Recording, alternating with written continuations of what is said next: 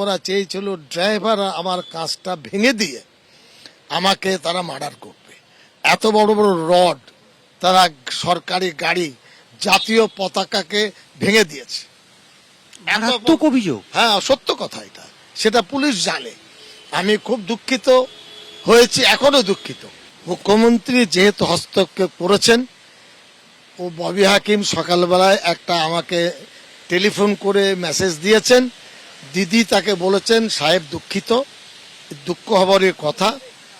আমি নিজে অত্যন্ত ক্ষুব্ধ হয়েছি যে এই আচরণ মেনে নেওয়া যাবে না, এবং পুলিশ অলরেডি অ্যাকশনে নেমেছে।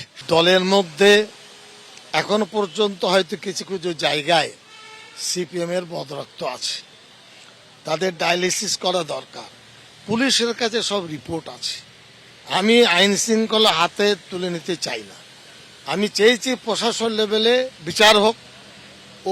ওই আহমদ হোসেন শেখ, সে গুন্ডার বাদশা, সে সমাজ বিরোধীদের পুষে রেখেছে।